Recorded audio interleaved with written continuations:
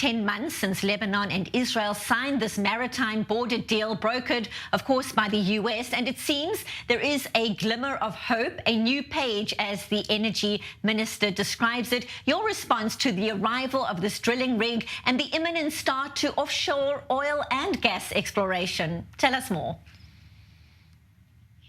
Well, there's not much to say, really. I mean, this was what was anticipated when Total signed with Lebanon all these years ago, that these are the two blocks that they were going to explore. They started by exploring Block 4, which didn't show any promising results. And then the Block 9 drilling was put on hold pending the delineation of the border with Israel, which, once the Lapid government caved to Hezbollah's demands entirely as brokered by the United States, then the route was opened for Total to come in and start drilling. And this is where we are. So there's going to be investment now in South Lebanon, which Amos Hochstein at the time specified. South Lebanon, in case your viewers don't know, is Hezbollah land.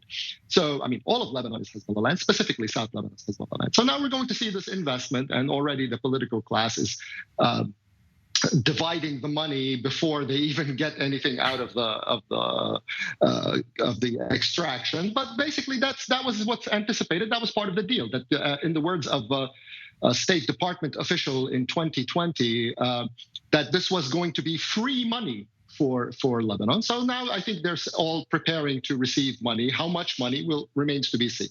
And of course, as you say, it remains to be seen how much would be involved at this juncture. But what would this mean for the country battling this ever-deteriorating economic situation right now? This is really welcome news at a very crucial time for Lebanon.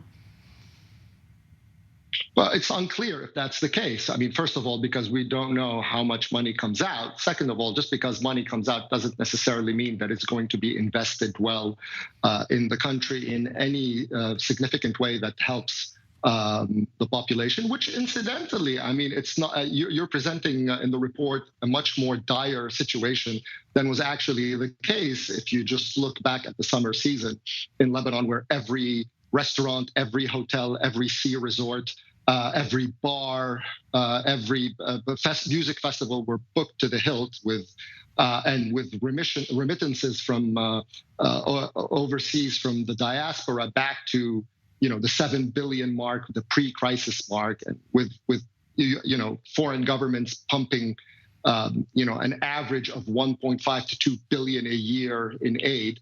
So I mean, of course, it's not. I mean, there's no. They've shifted their talking point from catastrophe and collapse to more like sluggish growth or no growth or something like that. So whether this amount of gas and whatever revenue comes from it is actually, first of all, commercially viable is one thing, and second, how it's going to be then invested, whether it's going to make a difference internally or not, it is entirely dependent on a political class that has brought Lebanon to where it is today anyway.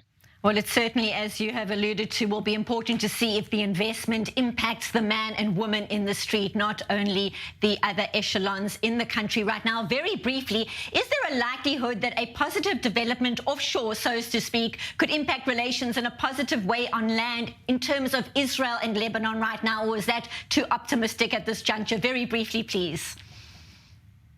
I mean, that was the thing that the Americans and Hezbollah wanted, which is to trap Israel in a land border demarcation, which will then reopen and relitigate the issue of Israeli sovereignty over the Golan Heights, which is why Hezbollah's tents were planted specifically in that region, and also to try to see if they can force a victory over Israel by forcing some withdrawal from the village of Ghajar, or at least introducing some additional language that will lock Israel in some sort of in another analogous process on land border demarcation, like the one with the Maritime, which places the United States as an intermediary between Israel and a terrorist group, which is not a posture that Israel should be celebrating necessarily.